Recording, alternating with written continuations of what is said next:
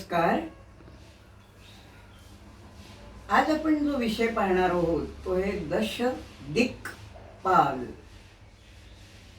दश म्हणजे 10, दिक म्हणजे दिशा आणि पाल म्हणजे पालन करणारे. 10 दिशांचे पालन करणारे म्हणजे दश दिक्पाल. आपल्या भारतीय प्राचीन ऋषीमुनींचं ज्ञान हे इतकं अचूक आहे की कोणत्या दिशेचं रक्षण कोणती देवता करते हे सुद्धा त्यांना माहीत होतं. जगातल्या कुठल्याही बाकीच्या देशात किंवा बाकीच्या भाषेत असं ज्ञान तुम्हाला कुठेही आढळणार नाही. मग हे दशदिक्पाल कोणते कोणते? तर त्यांचं 10 दिशांचं जे निरीक्षण होतं ते इतकं तीव्र होतं की या दिशेचं रक्षण कोण करतो हे त्यांना माहीत होतं. तर आज आपण या 10 दिक्पालांची माहिती अशासाठी घेणार आहोत.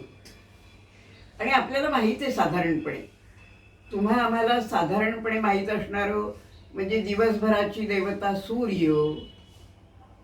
सूर्य पूर्वेचं रक्षण करतो, पूर्वेला उगवतो हे आपल्याला माहीत आहे.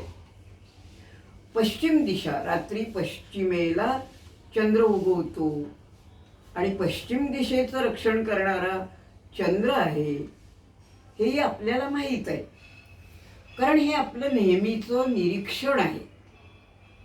पण या पलीकडे जाऊन ऋषीमुनींनी आपल्याला माहिती दिलेली आहे आणि ती आपण पाहणार आहोत. त्यांनी प्रत्येक दिशेला आणि त्या दिशेचं पालन करणाऱ्याला वंदन केलेलं आहे. ऋषी म्हणतात, प्राच्य दिशे सूर्याय नमः. आता यामध्ये काहींनी इंद्राला सूर्य असं म्हटलेलं आहे, कारण इंद्र हा देवतांचा राजा आहे. म्हणून काही ठिकाणी असाही भेद आढळतो की प्राच्य दिशे इंद्राय नमः. आता प्राच्य दिशेनंतर आपण ओळीने 8 दिशा आणि वरची खालची अशा पाहणार आहोत. आता पूर्व दिशेनंतर येते आग्नेय दिशा. आग्नेये दिशे आग्नेये नमः म्हणजे आग्नेय दिशेला अग्नीला नमस्कार केलेला आहे. मग आपल्याला सर्वांना माहीत आहे की दक्षिण दिशा यमाची आहे, हे तर सगळ्यांना माहीत आहे. दक्षिणे दिशी यमाय नमः. आणि त्याला तर नमस्कार पाहिजेच, कारण प्राण वाचवणारा सुद्धा तोच असू शकतो. सत्यवान आणि सावित्रीची कथा तर सर्वश्रुत आहे, सर्वांना माहीत आहे की सावित्रीने आपला पती सत्यवान याचे प्राण कसे वाचवले. यमाच्या पाठोपाठ जाऊन तिने त्याचे प्राण परत मागून घेतले आणि म्हणून दक्षिण ही दिशा यमाची समजली जाते. म्हणून दक्षिण दिशी यमाय नमः. आता त्यानंतर येते नैऋत्य दिशा. नैऋत्य दिशी निऋतये नमः. नैऋत्य दिशेचा स्वामी आहे निऋती. इथे ऋ हा ऋग्वेदातला ऋ नाही आहे, हा ऋषीचा ऋ आहे. निऋतये नमः. मग आपण दक्षिण दिशा पाहिली, आपण पूर्व पाहिली, आग्नेय पाहिली, दक्षिण पाहिली आणि नैऋत्य पाहिली. आता पश्चिम दिशा. ओळीने आपण दिशा पाहतो, दिशांचं चक्र. मग पश्चिम दिशेला असंही म्हणतात की जसं प्राच्य दिशे तसं पश्चिमे दिशी पण म्हणतात आणि निऋत्य दिशे पण म्हणतात. आपण पश्चिमे दिशीच म्हणूया, सर्वांना समजणारं सोपं. पश्चिमे दिशी चंद्राय नमः. जसं सूर्याचं महत्त्व आहे, कारण सूर्याच्या किरणांमध्ये जंतूंचा नाश करण्याची ताकद आहे, आरोग्य उत्तम राहण्याची ताकद आहे. चंद्राचंही महत्त्व तितकंच आपली संस्कृती वर्णन करते. का? तर त्यांच्या आढळण्यात असं आलेलं आहे की शरीराची जी वाढ होते ती रात्री होते, आणि विशेषतः चंद्रप्रकाश जर अंगावर पडत असेल तर आरोग्य अत्यंत चांगलं राहतं. आणि हे त्यांच्या लक्षात आल्यामुळेच कोजागिरी पौर्णिमेचं महत्त्व वर्णन केलं गेलेलं आहे की वर्षातून एक दिवस तरी व्यवस्थित चांदण्यात हिंडा, चांदण्यात राहा. ते चांदणं तुमचं आरोग्य चांगलं ठेवणार आहे. आणि म्हणून त्यांनी म्हटलेलं आहे की पश्चिमे दिशी चंद्राय नमः. चंद्रकिरणात इतकं सामर्थ्य आहे, आणि चंद्रकिरण हे शीतल असतात, आणि त्यामुळे शरीराची वाढ करायला ते पोषक ठरतात.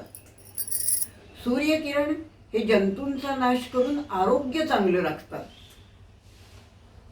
आणि म्हणून सूर्यचंद्रांचं फार महत्त्व आपली संस्कृती सांगते.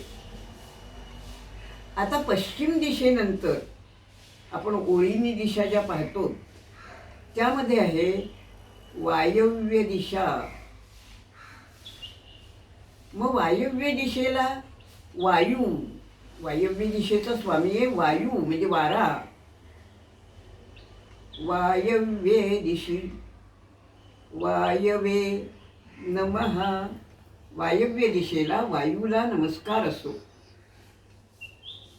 आणि त्याचं आपल्याला एक भौगोलिक कारण, आपण भूगोलात असं शिकलो की ईशान्य मान्सून वारे आणि नैऋत्य मान्सून वारे, हे आपण भूगोलात लहानपणी सुद्धा शिकलेले आहोत. तर आता वायव्य दिशेला वायुस्वामी आहे त्याचा, म्हणून वायव्ये दिशी वायवे नमः. आणि म्हणूनच भारताच्या रक्षणाच्या दृष्टीने सुद्धा वायव्य सरहद्द महत्त्वाची मानलेली आहे. वायव्य सरहद्द तुमच्या नकाशात लक्षात आली की जिथून भारताबाहेर पडण्याचे भूमिगत मार्ग आहेत, अशी दिशा आहे वायव्य दिशा. त्यानंतर मग उत्तर दिशा येते. उत्तरस्यां दिशि कुबेराय नमः. कुबेर हा देवांचा भांडारी आहे, देवांच्या संपत्तीचं रक्षण करणारा आहे कुबेर. आणि आपण प्राचीन इतिहासाचं जरी अवलोकन केलं तरी आपल्याला असं आढळेल की उत्तर दिशा ही त्या दृष्टीने महत्त्वाची मानली गेलेली आहे. म्हणून उत्तरस्यां दिशि कुबेराय नमः. कुबेराचं उत्तर दिशेला कुबेराचं नमन केलं जातं.